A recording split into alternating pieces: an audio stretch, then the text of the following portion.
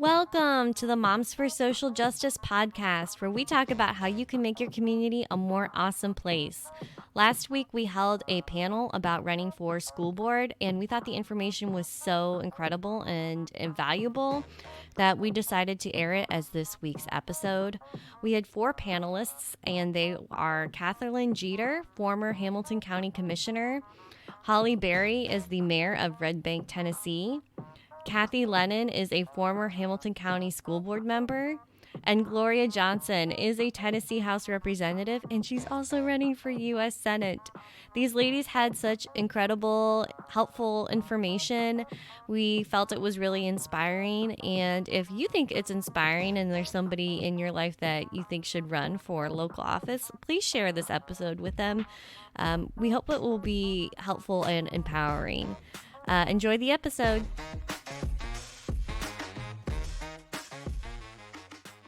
Hey, MSJ.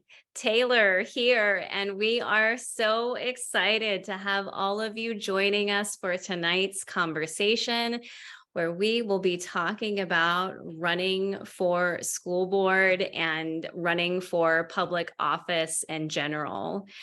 We really wanted to have a sit down with some of our local and state candidates to talk about what that process was like for you, how you made that transition from seeing, perhaps some of your elected officials sitting in the seats and thinking, you know what, I think I could do a better job.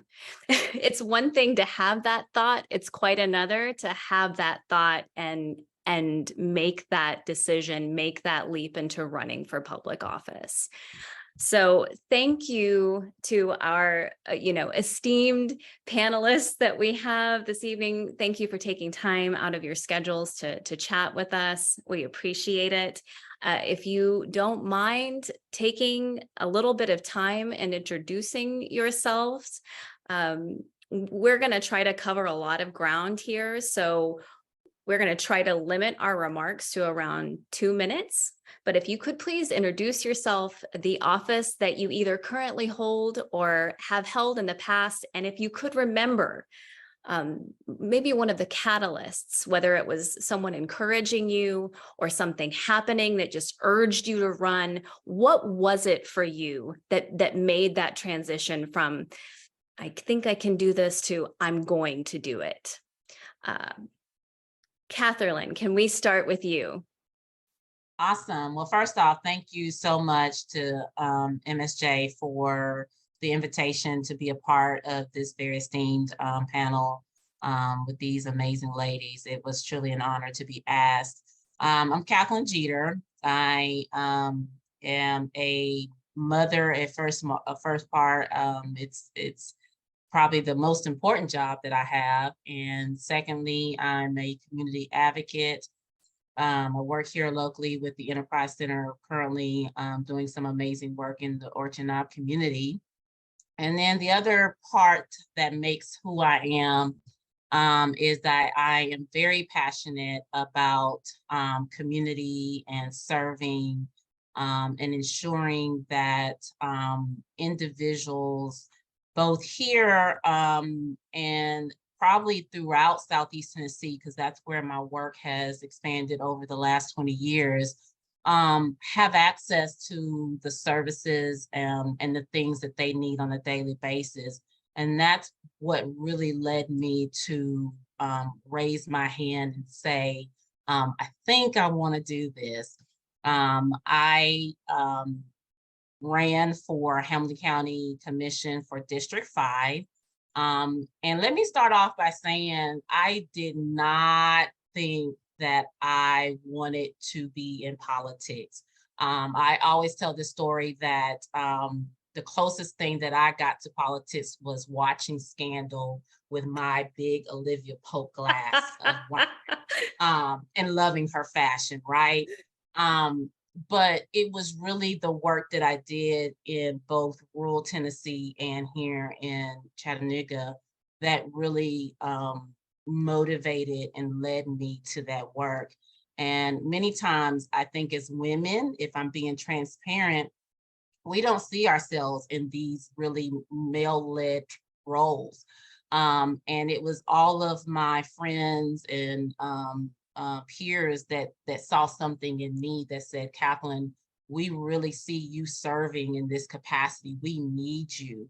And it was multiple conversations that led me to raise my hand, that got me in that seat.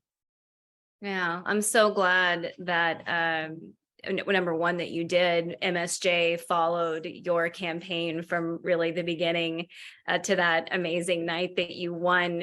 Katherlyn, can you remind us how slim that margin was, your victory?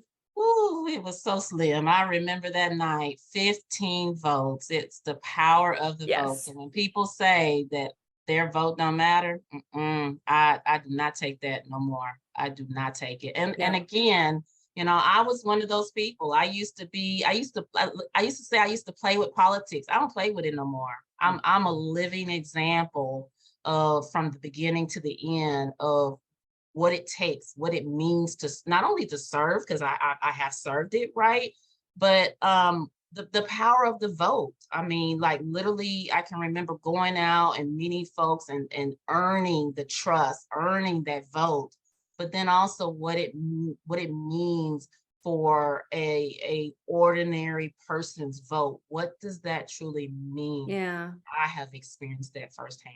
Oh, that's so powerful. That's so powerful. Yeah, Katherlyn, I don't think there will ever be a day that I'm just not so moved by that story. So thank you for being here tonight and sharing a little bit of your journey with us. Kathy, can we move to you and hear a little bit about what that journey was like for you? Because you are our only panelist this evening who actually served on the school board. So we're going to have a lot of these questions directed towards you and your experience. Yes, and thank you for inviting me. I'm very honored to be a part of this panel. And my story is a little bit like Katherlyn's. I really had not had a lot of experience in running for anything in politics. And my story started because I was out in Montana visiting my daughter. And I'm sure most of y'all remember about what happened at Ooltewah back in 2015, maybe. I had been an educator for 27 years, taught school, then head of a department. I was a swim coach, and I was like, how can this be happening in our community? This is wrong. And when I got home, they started having a lot of listening sessions and community meetings about that they were recruiting school board members. And I was going to them. I dragged my husband to him, who was also a school teacher. And I just really was moved. And I came home and I told my husband, I said, if I didn't even know what district I was in, guys, I honestly did not know which district I was in. But I said, you know what, I am going to, if the district is open, I am going to run.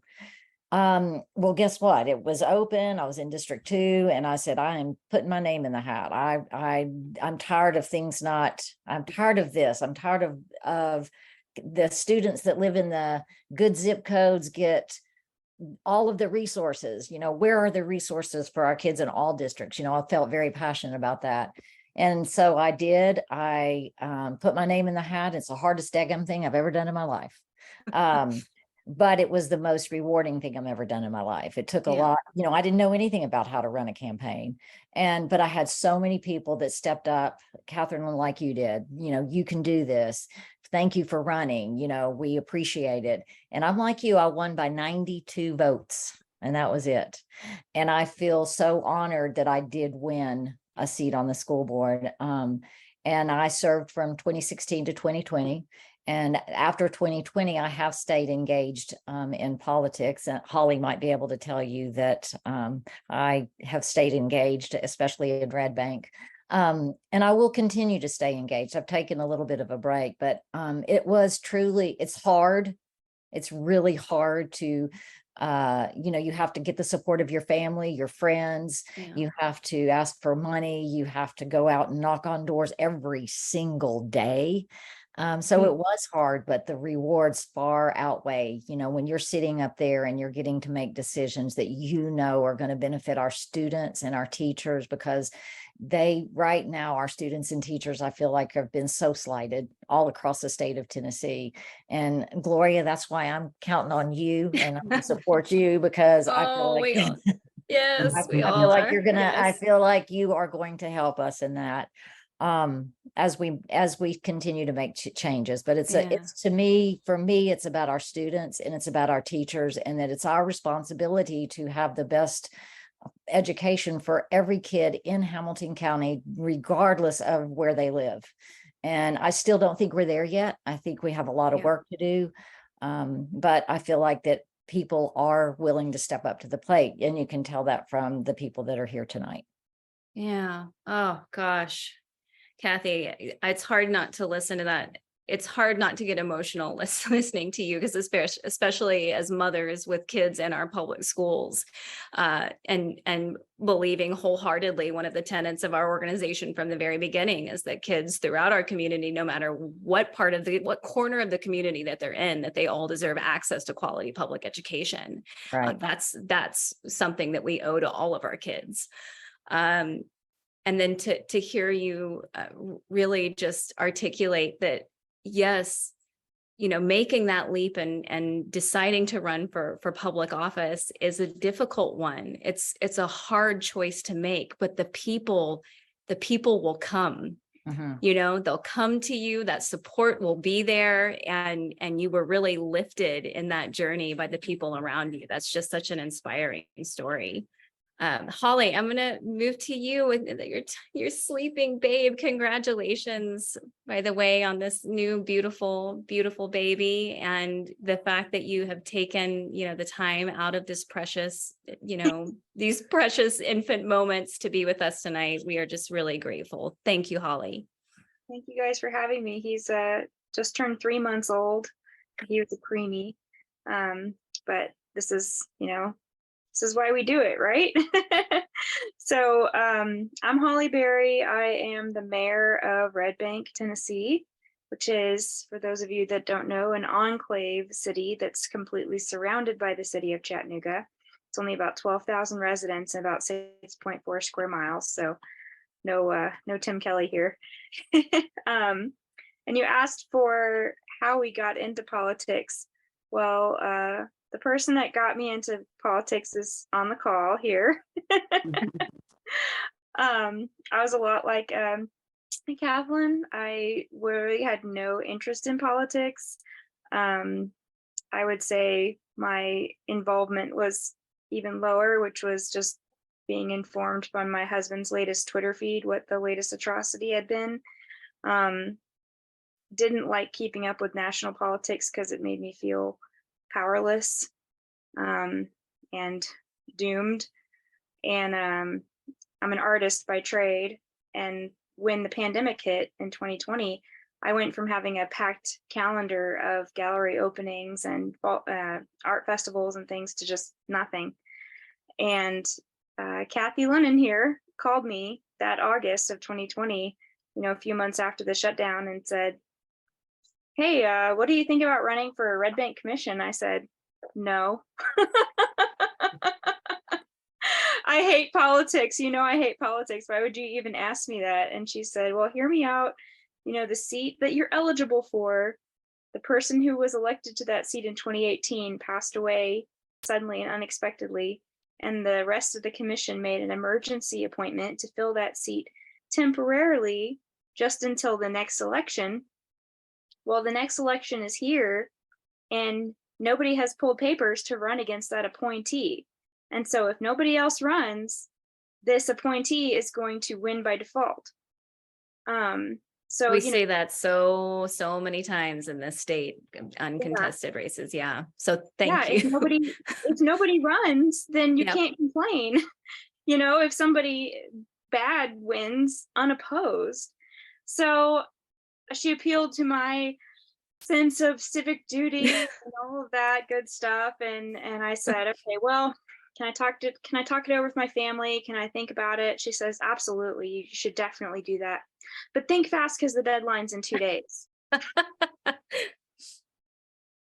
So I got to sleep on it for one night. Yep. And my family was all on board. And so I called her back the next day and said, okay, I'll do it. And she picked me up and we drove around in her car to every single house of every single person she knew in Red Bank to get my petition signed. You know, because you need 25 qualified voters in your district to qualify you to be on the ballot. And you want to get more than that. I'm sure y'all will get into that. So we got like 30, 40 signatures that day, and I turned them in like 4:30 p.m. the day of the deadline. And that is where I met my vice mayor, Stephanie Dalton, in the parking lot of the election commission, turning in her paperwork. Yes. And she wishes she could be here tonight too. She had a conflicting event. We'll excuse it. Stephanie is MSJ alumni, so Yeah. that was an exciting thing for us to see as well. So Hollie, that's such a fun, story from you as well, that you were basically dragged into politics, not kicking and screaming quite, but certainly reluctantly. I would not say kicking and screaming would be too far of a stretch. But it's there was all been- someone suggesting, hey, you have an important voice. You can lend something to this community and your community needs you. The fact that you took that step and you made that personal sacrifice is it's an inspiring thing. So I think thank for you. women especially, it's really hard to see that potential in yourself. It's so much easier for others to see that potential in you. And so I think that's my theory for one of the many reasons that women are underrepresented in politics is we have this, imposter syndrome. Surely someone out there is going to be better, suited for this. They're not. Spoiler alert. Yep. They're not. You are suited. You are the right person for the job. 100%. We just filmed our very first podcast episode last week, and it was about imposter syndrome that so often plagues women and keeps women from doing things in their lives and professionally, because we feel like we're not qualified, that our voice is not needed. It doesn't matter. It's intimidating to walk into a room full of men. Katherlyn, you can attest to what it's like to walk, into a room full of white men. That's a completely different dynamic. But just it's an inspiring thing to be sitting in front of a panel full of women who did not let imposter syndrome prevent them from making that step into public service. So Gloria, we saved you for the end. We want to hear this story of how a public school teacher as well decided to make that transition that you have to where you are now, which is from our lips to St. Dolly's ears, going to take Marsha Blackburn's seat.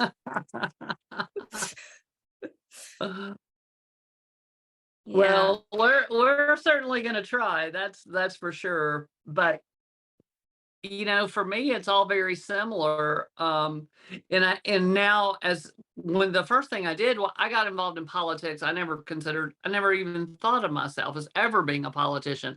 I voted Democratic, but I didn't follow partisan politics. I didn't, I wasn't super involved, and I didn't vote in primaries and things like that. I was what I would call a lazy voter. And but I was tired, very tired after 2 terms of George Bush. I knew we needed something different. And I was just enthralled with Barack Obama, and I had heard that he might run for president.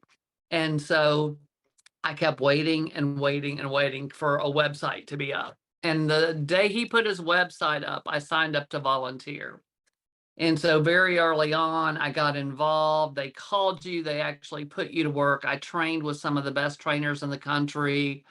I came back, I worked in South Carolina for that primary. I went over every weekend, and every teacher vacation I had, I was over there. And took off a couple of days to go work the primary. And then they won, surprisingly won South Carolina. Then it's like, come back to Knoxville. Now what do I do? I opened a volunteer office, recruited 700 volunteers in Red, East Tennessee. We did trips to North Carolina. We did phone calls. We tabled here in Knoxville, knocked doors some in Knoxville, but just learned how to organize precinct by precinct and how to talk to people on their doorstep. Because when it's an upside down race, you have to meet people where they are. And you're not going to change somebody's mind with a piece of mail or a television commercial. You're only going to change their mind in a conversation on their doorstep or on the telephone. And that really is what we have to do so much. And then I became party chair, and my job was recruiting candidates. And then in 2010, they redistricted. Of course, the Republicans drew the lines and redistricted. My district had been about a +2 Democratic district. So we had for the last 22 years Democratic representation. However, in 2010, they redrew the line so that it was a +9 R district. That's so shocking. Yeah, shocking. So the Democrat retired. He didn't want to try that tough race that was starting down 9 points. And I tried to recruit as party chair. That was my job, candidate recruitment. And like you said, so many times you'll ask a woman to run, and it's like, oh, I don't feel like I know enough, or I don't know what it looks like. And I have to tell people every single time I ask someone to run, I say, you already know more than the incumbent does. Let me just tell you, you already know more. You may not realize it yet, but you already know more. And it's the truth. And it's, you figure out as you go how it works. It's one of those building the plane while flying. However, you have good people, always make sure you have a good support system when you decide to run. I decided to run, and again, it was just not very different from the ladies on so far. My race was, I won with less than 300 votes. And Wow. so it was, and I was a school teacher. So school teachers don't have the time during the day to go take a phone call or slip off to a meeting. I taught special ed, high school emotionally disturbed kids. You can't leave for 5 minutes. And so 8 to 4, I was locked in and could do no work. So everything I did was between 4 and midnight. So you really had to compress, all the door knocks you could get in there and all the meetings that you could get to. But I tell people, be careful not to spend all your time showing up at those political type meetings where all the politicos go, because those people typically know who they're going to vote for, and they may not even be in your district. 2 hours knocking doors for people are registered to vote and do go vote is so much better spent having those doorstep conversations than going to meetings that tend to be the same politicos who already know who they're going to vote for and may not live in your district. So I always caution people about that. Err on spending time in your district with registered voters. And so that's what happened with me. And then after that, the 2 cycles after, I was so outspoken on public education that the first, in 2014, they came back with $250,000 of outside money and beat me by 180 votes. In 2016, they came in with $700,000 of outside charter and voucher monies and beat me by 150 votes. So I ran again in 2018 and beat them by 2,500 votes. And so sometimes it goes back and forth. It's tough. It's not easy. But every single election I ran, even when I lost, I didn't feel like I lost anything. I know that we worked as hard as we possibly could have to win that race. We met a lot of people, made a lot of contacts. And, when you're an elected official, people don't even have to agree with you 100%. Like they're voting for you to be their vote. They want to trust you more than they really necessarily have to agree with you on everything. Because I usually get 9 to 12% of the Republican vote. You'll go in my district, and as odd as it feels, there will be Trump signs and Gloria signs in the same yard. And a lot of times it's because of education. Yeah. Yeah. But it's just so critical that we get out there and give people a choice. And you may not win the first time or the second, might take the third time. But unless we give people a choice, we do not have the best government we can get. And like I'm telling y'all, you never know if somebody you're running against is going to get indicted. I mean, I'm not kidding. It's the world we're living in right Anything- now, right? Anything can happen. Anything can And happen. So if we don't have somebody in the race, Yeah. it's theirs. 100%, Gloria. I'm so glad that you brought that up because, you know, and as Hollie mentioned as well, so often in Tennessee, we see uncontested races. And, you know, if we can make some of the, it's not even about winning, to your point, Gloria. If we can make some of these races competitive, then it gives the voters there an idea that change is possible, even if it's not quite there yet. Right. I mean, think about all the rural counties that don't have Democratic representation at the state. We have slowly lost every rural Democrat in the state. And the interesting thing is, because And yet we there's know no- there are rural Democrats, right? Absolutely. And the problem is we're not getting our message in their heart strong enough. And part of the reason is because people feel it's so red, why bother? But giving those people that choice and running with that good, strong message of, we want to raise the wage. We want everyone to have access to health care. We want to make sure we have childcare infrastructure across the state. We want to make sure we have the best public schools in the country. You know, those types of things are what Democrats run on or progressives run on. Yeah. And then, of course, not banning books and raising teacher salaries and all of those things. And if we're not getting out there talking about it, if we're not offering a choice, we'll never get there. Yeah, I could not could not agree more. And that is why we are here tonight. And I know I'm getting texts like, get on topic, Taylor. We're talking about school board tonight. That's why we're here tonight, because we have several seats on our school board coming up, coming open, and no one running for school board.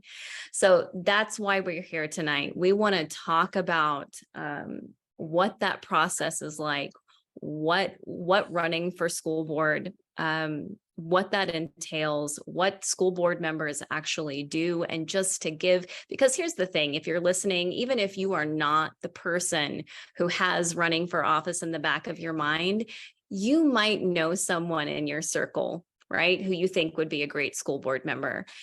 That's what tonight is for, to demystify that process, clarify the process, and let it be known that you can do it. And if you put yourself out there, the people will come. Right? So Kathy, if you don't mind, I want to direct this question to you, and to try to cover some of these questions, guys, we're going to try to limit our remarks to 2 minutes so that we can cover a little more ground here. And that's my fault, because you guys all told such inspiring stories.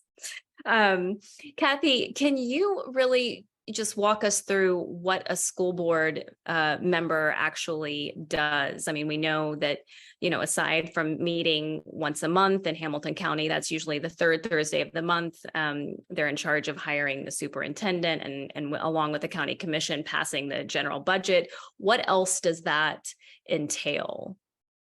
I think it's becoming a part of the district and where you're serving, I think is very important, you know, knowing who your constituents are, listening is very, very important. Paying attention to what the policies and procedures are for the school board. I thought that was very important. And that was one of the first things I did when I decided to run, is I looked at what all the policies were for the school board, what was my responsibility, because I had no idea. And I think that's very important. I think it's important to realize that it's kind of like Hollie. It's kind of like, even in my situation, Katherlyn's and all of us that are serving, is that I don't feel like that I was somebody that would step out and serve, but because people believed in me, and it's kind of like, Hollie, I believed in you. I saw in you that you would be a good candidate. And I feel like when people are asked, know that people believe in you and you have that gift, you have that skill. So, don't back away from it. Somebody sees something in you that knows that you would be a good servant on the school board. And I think what it takes is commitment. I think it takes getting in there and meeting at the principals, knowing what's important to the students. When students came to talk at our school board meetings, buddy, I was on whatever they had to say. When they said that they wanted to see a better no smoking on their campuses, dadgummit, I was going to make sure, because when kids come to you, that mattered to me. That was important to me. I think that we have to listen, because I was a teacher, my husband was a teacher. I think it was very important to know what the hiring process was, anything that has to do with the school system. Educate yourself, because you're going to be surprised. You're going to be surprised at the holes. You're going to be surprised at sometimes, the lack of leadership that existed. And it is the school board's responsibility to hire that superintendent, to hold that superintendent accountable. It's important to have a school board chair, a school board vice chair, somebody that's in charge of policy, somebody that's the legislative person that's not going to be afraid to use their voices on the legislative level in Nashville, because we have to know what's going on in Nashville in order for us to improve our schools in Hamilton County. Yeah, absolutely. And I would just like to quickly go around the panel. This can be 15 seconds. Like, how important is it to you who sits on the school board? Like, do you feel like it matters who sits on the school board? Definitely. Let me say that. Yes. Definitely. Yes. Definitely. Absolutely. And unfortunately, I feel I hate that it's gone to a partisan race. I feel like that is really, that's not fair to our students, and it's not fair to our teachers. And I don't know how you go about changing that, but we need to work on that. Gloria, maybe you can share with us, how do we change that? Because that is not that's not good for anybody. And I think we saw that in the last election. Yeah, no, I couldn't agree more. Kathy, what does the time commitment look like for a school board member? It is a time commitment. I'm not going to lie. You do have your meetings. I'm the type of person, unfortunately, that I really had to dive deep because I had no background in politics. So that first year for me, I had to read everything because I did not understand the budget. I did not understand what the role between the school board and the county commissioners were. That's crucial. Going to the TSBA, the Tennessee School Board Association trainings was crucial. So that first year, yes, I did put a lot of time in it. I also worked full time, Yeah. but it's doable. The meetings, you have a meeting on the third Thursday of every week, plus you also have a work session as well. Every month, right? Yes, I'm sorry, every month. And then you Okay. also have a work session. Then as far as things within your district, I wanted to get to know my district better, so I established a District 2 advisory board. But it was wonderful. I learned more from them than they could have ever taught me, because every time it just so happened that the advisory committee meetings were on the Tuesday before my school board meeting. So it was like, whoa, I had fuel to take. I had things to take to the school board. They brought up things that I would not have thought about, but they told me what was important to them. I had a teacher and a parent from every school in District 2 on the committee.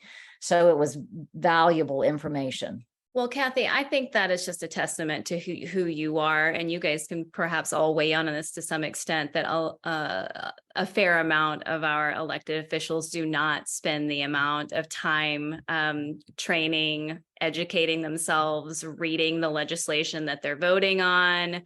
or taking the time to meet with the constituents and the voters in their district. So you guys can feel free to weigh in on that. But yeah, Kathy, basically giving yourself a holding public office 101 crash course that first year. Hollie made the comment that it's like drinking from a water hose. So perhaps you can talk to that as well, Hollie, what that's been like for you.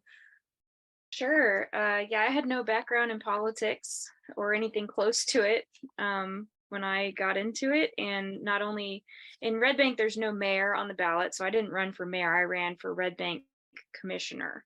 But after each election, we choose from amongst ourselves who's going to be mayor and vice mayor from among the 5 of us. And I was chosen to be mayor. So I went from nothing to mayor, which also means I chair the meetings. And so I, to be honest, had never even heard of Robert's Rules of Order when I, until after I won my election.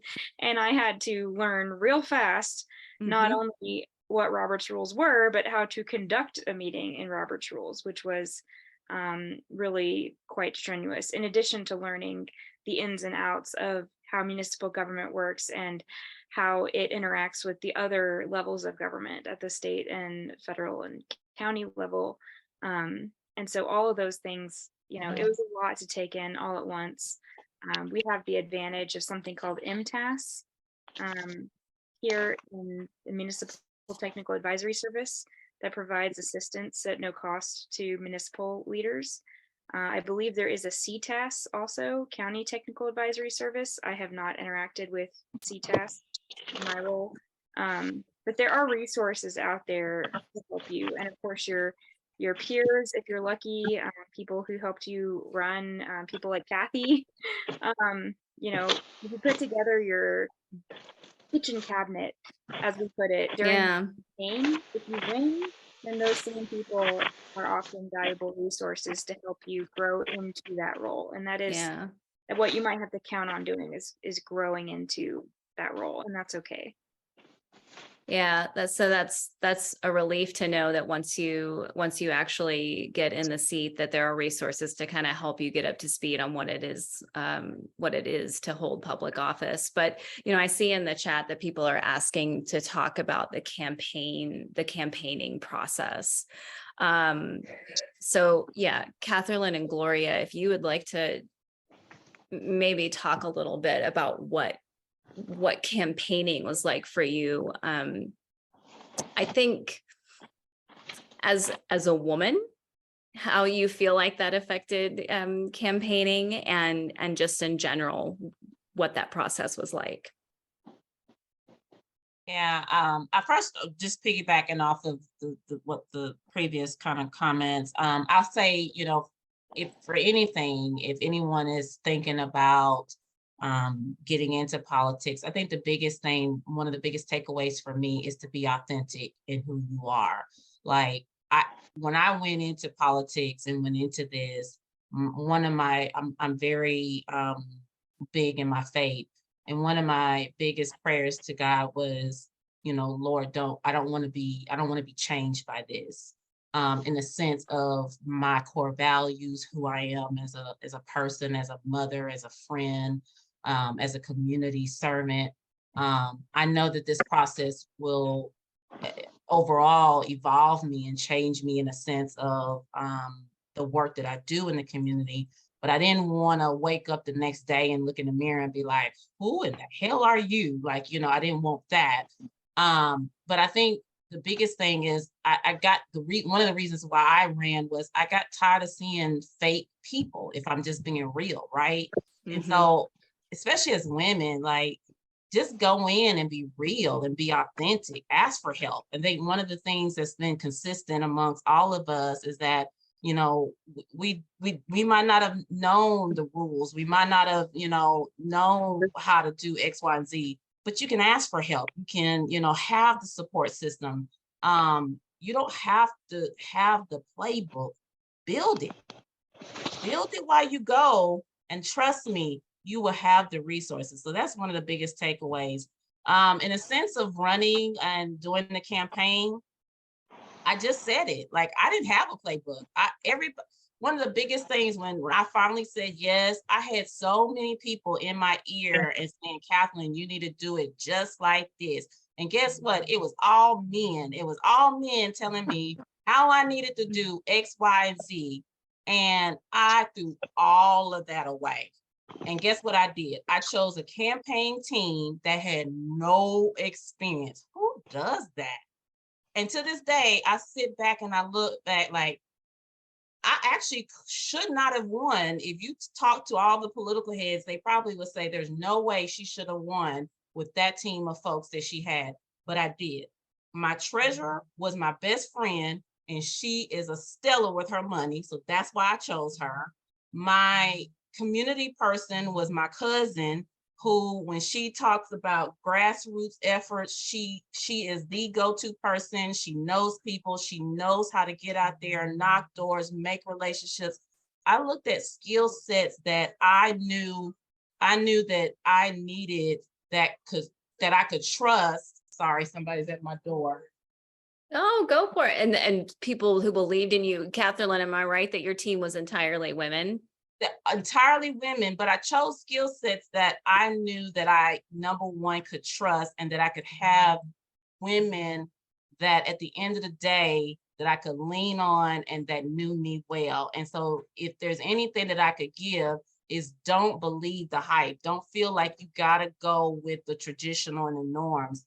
Go with your gut, trust you, you know you, and that's what you build on. And so that's the biggest thing that I did in terms of besides following the rules, like, whatever seat you're looking at or considering, look at those eligibility requirements, do your research. I did my research for me, and it served me well.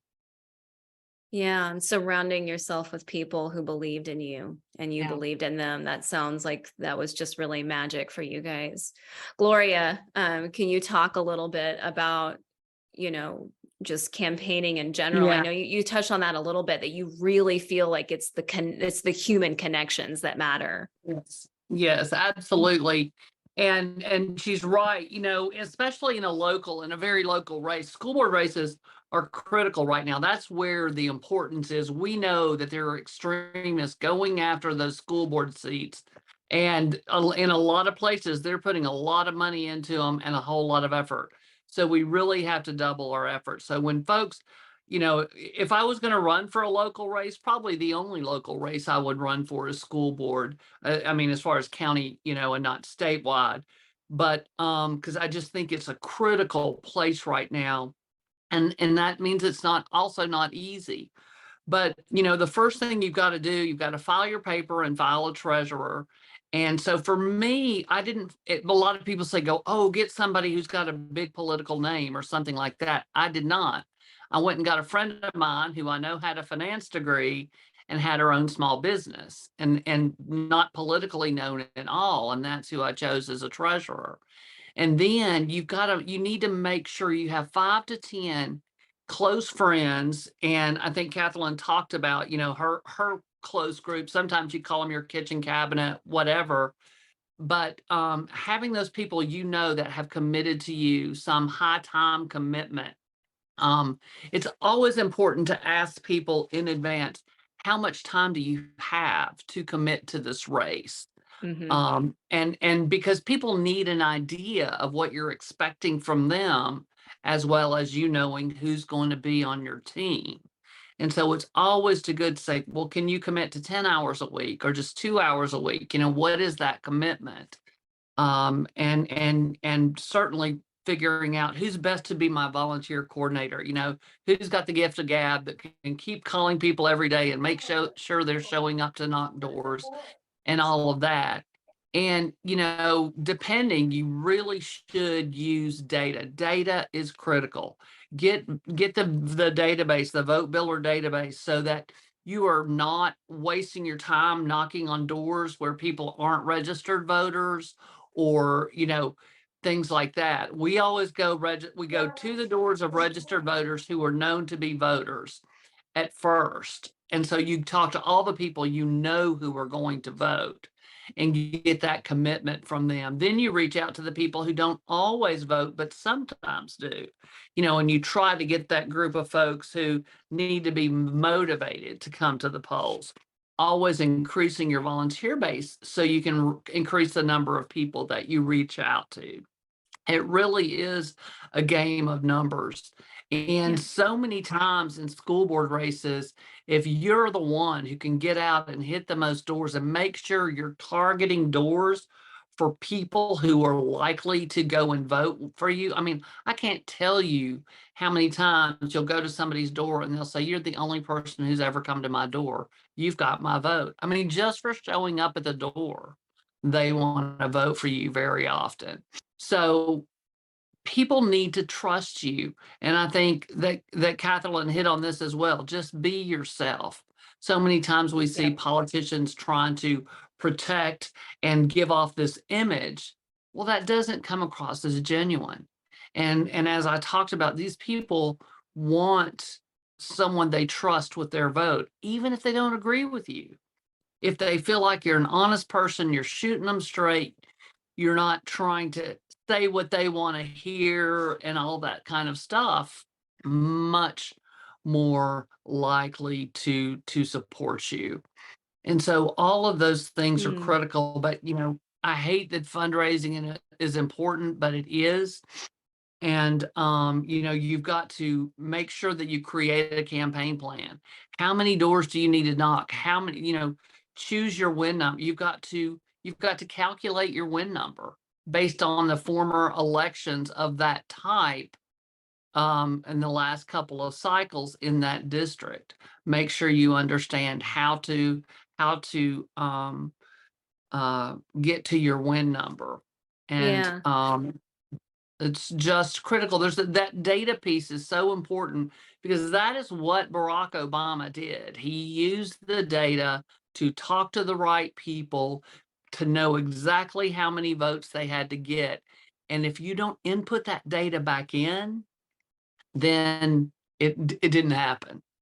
Because the thing about it is, if you say you lose by 100 votes the first time, if you have all your data, you know who supports you and you know where you've got to go the next time. So that absolutely. Keeping that data of every door you knocked, every phone call you had, all of those things are just critical to building for whoever comes next, whether you win or lose. You want to build for the person who comes after you. Oh, that's such a good point, that even if it's not you, you could help lay that groundwork of success of someone coming after you. That's so inspiring. And having listened to each of you describe that win window for you being so narrow, just really should demonstrate to us all that these races are winnable, and sometimes they're winnable by just a few votes. That's why that human to human contact, what I'm hearing from all of you, is just so important. And I think that women are uniquely qualified for making those types of connections with people, right? If anything, I feel like as women, we are the most qualified and we are the most equipped to have a seat at these tables. I know we're running out of time. And so, we had a big question on the lack of diversity in our school board. We have a majority of our school board seats coming up for re-election, 6 out of 11 seats. And the ones that are left are all white men, save for one Black woman. And I, can only imagine what that must feel like for her. We don't have to spend too much time on this because I feel like we're preaching to the choir in a respect, but how important we feel that it is to see people sitting on the school board that reflect the community they're serving. And does it reflect our community that we have a majority of white people, majority of white men sitting, representing over 45,000 students, over half of which are students of color? How does that sit with you all? It doesn't sit. I mean, and it's not to say, it's not to say that, um, we certainly can have allies in this work, right? And I appreciate many of you here are friends, your allies in this work to elevate many issues that affect people that look like me, Black people, Black and brown. But I always say representation matters. In order for us to have the change that we really seek in our schools, we've got to have Black and brown people that are sitting in those seats that can speak to it and that can elevate it to the degree that it needs to be. Again, it doesn't mean that a white person or someone else can't help lift that mantle and help get in the arena and help us fight this. But if we don't have the representation of Black and brown people on our school board to help kind of fix this systemic problems in our schools, then we're going to keep seeing a lot of our schools here in Hamilton County continue to have the devastation of problems, and it won't get better. Yeah, I I couldn't agree. And I see in the chat, Jamie saying that once Marco leaves, no one will be multilingual or have an immigrant family representing that community. It's and let me add that once he leaves, it makes it harder to have then someone solo up there like Caritza to help fight this. Believe me, it doesn't look good, and it won't be a good position for her. And that's where our community has to then rally even more behind someone like her to help elevate our voices and our issues. Yeah, 100%. I mean, the reality is so many of the attacks right now, banning books have to do with Black authors and brown authors. And if we're going to overcome this, we need those folks on the school board that are really going to advocate. We're whitewashing history. We remove these books from the classroom and people say, well, they can go and buy them. No, some access for some people, the only thing they have is the access that they have at school. And so we have to be represented. We need more principals and more teachers, Black and brown, all of these things, because we are being pushed in a horrible direction where we could lose a lot of the what little we have, as far as I'm concerned, when it comes to issues of race and history of all of us, not just one community. And representation has to be there to fight for making sure that we are teaching everyone's history in a way that it should be taught, in an honest way. All kids deserve to feel seen and valued, and that's a really difficult task when you have a completely homogenous school board, people making the decisions for all of these kids. So yeah, I don't know if you guys are feeling how high these stakes are, but it's hard not to get emotional when you think about the possibility of these races going uncontested, because it's our kids who will suffer if we're not doing everything that we can to make these races at least competitive. Our kids deserve representation, and they deserve better representation than they currently have.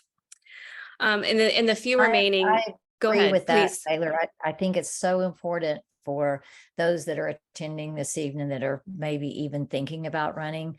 Please reach out, because yes, it is hard. Running a campaign is hard, but the benefits, it's what you're saying, it's students. We have got to be able to have people sitting up there on the school board that truly want to invest in our kids, that they're just not up there because they're part of the book banning group and that they're trying to do, bad things. We have got to get and recruit candidates that truly care about the public education and what our kids are exposed to. And our teachers, they've got to support our teachers right now, because teachers, I don't know if you all pay attention to what's happening to teachers in Tennessee, but it's not pretty. And a lot of teachers are leaving the profession, and it really is breaking my heart. And I feel like the school board plays a crucial role in that. They can make a difference. They can, if we have the right people elected. So please don't let running a campaign scare you. It is hard,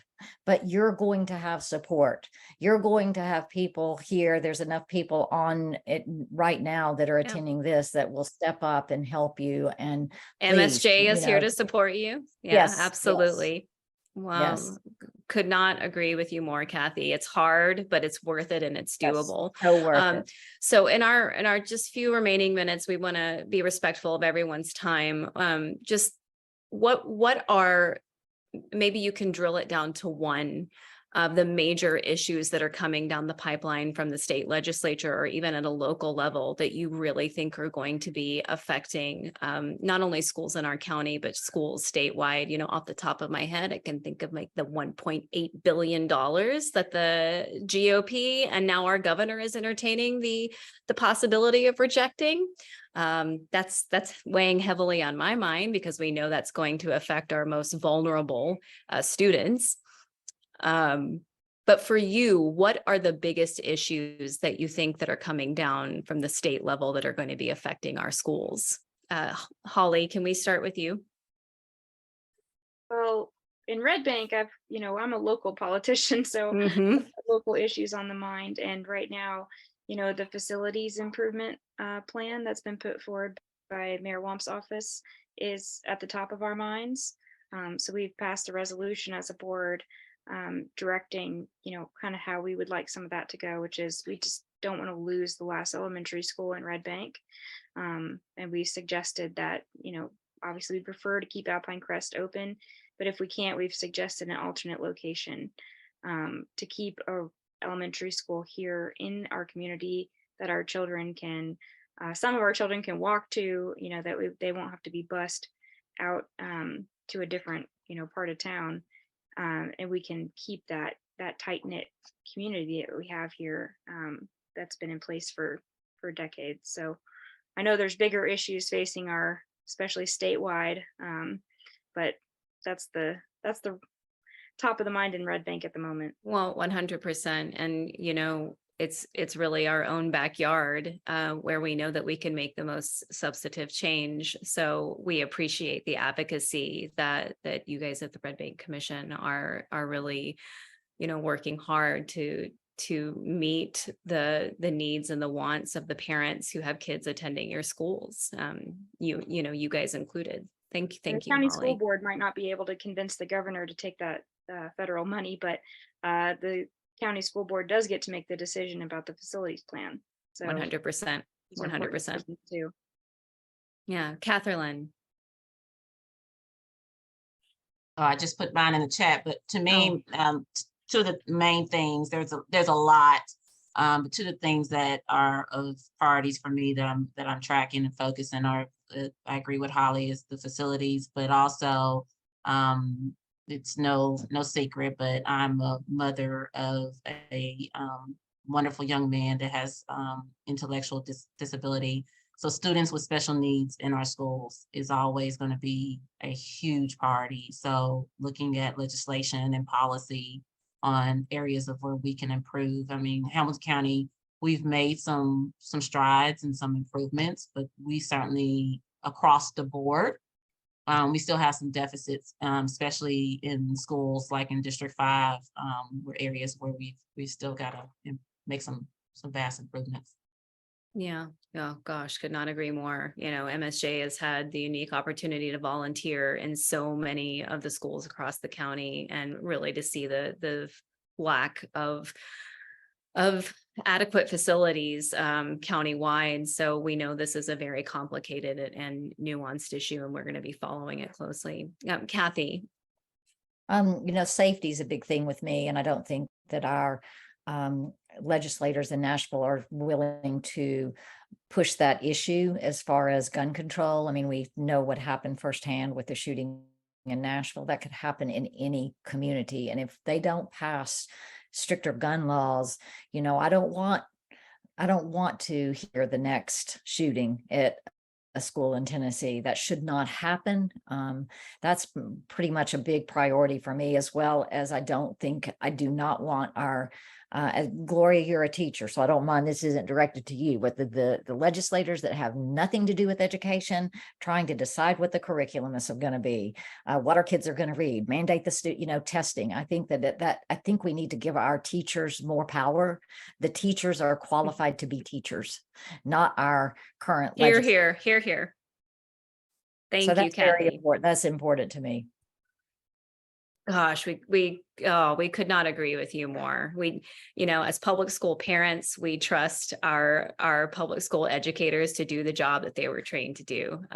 We trust our teachers and librarians, and we would much prefer our state politicians, notwithstanding the lovely politician who's joining us, to keep out of public education in that respect.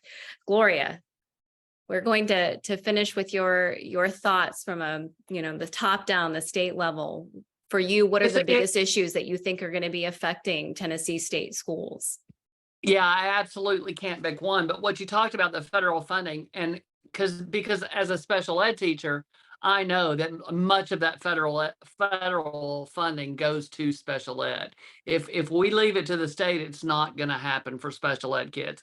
It's also almost $500 million of the school lunch program. It's going to destroy any equity attempts we've ever had if we don't accept those. The whole reason they're not accepting the federal funds is so they don't have to abide by the federal protections for our underserved communities, for our special needs kids, all the Title I things, all of that stuff that helps bring equity to education will be gone. They don't want to have to do it and spend it the way the federal government tells them. And so the way to not have to have those guidelines is not to accept the funds. And I do not trust them for 1 second to do right by our special ed kids or by school lunches for kids where we have 20 to 25% of our kids who go to bed hungry every night. It's just unheard of. And the privatization of our public schools is scary. I know Hamilton received, now they're a voucher county. Yep. And this privatization through charters, don't be fooled. Charter schools are not public schools. They are more private than they are public. And this whole attempt at this Hillsdale charter schools, they're using other names. ACE is one of them, but they're using either Hillsdale curriculum or Hillsdale will be the management company. And Yep. we cannot let these folks in because they don't care. They think a teacher is the same thing as a babysitter. They really do.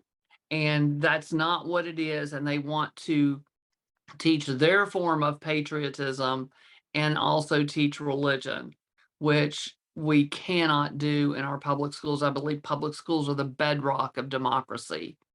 And we have to have, 90% plus of us went to public schools. And I had a gentleman come up to me, and it's like, well, we've got to do something about these schools because I don't want my kids learning this weird stuff. And I said, did you go to public school? And he said, yes. I said, what weird stuff did you learn? And he couldn't answer me anything. It's all made up. We're 100%. teaching most often is the same things we taught before. We are trying to be more inclusive in the ways that we do it. I needed to know much more about Black history than I ever learned in the schools I went to. And the fact that we're even pushing that out and making teachers afraid to teach scares me to death. Because, they'll say, well, we're going to teach it at home anyway, but not all families are going to do that. And that's not the way to do it. And so I am fearful of what's coming if we don't push back on this. And the way to push back is get those good folks, and make sure we've got these people on the school board, whatever it takes. Because these people that they're bringing in there, they do not respect the human dignity of anyone but the wealthy and well-connected. That's it. 100%. And white.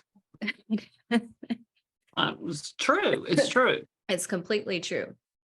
And I think for too long, we have all sat in this headspace that really it's only the people who are sitting at the state level and the federal level who are influential in making the decisions that matter the most to us. But we know the reason why the other side is so desperately going after low-level seats like the school board, like county commissions, like city commissions, is because we know that's where the change, that's where the hearts and minds of a community are won in those rooms. So if we have not imparted to everyone listening, and hopefully whoever's listening later, since we broadcasted this live on Facebook, that sitting on the school board is an important thing, we hope we have imparted that to you this evening. The stakes could not be higher. We appreciate, ladies, so much you taking this time tonight. And we would like to also express that this is just a starting point conversation. If you have, by listening to our panelists talk about their experiences, have an idea that this is something you might want to do, please reach out to us, reach out to Rachel Campbell. I know has made herself available. She is, our Hamilton County Democratic Party. There are people here that are willing to have those conversations with you and explore what that would look like for you. Guys, thank you very much for joining us this evening. Thank you for running. Thank you for serving.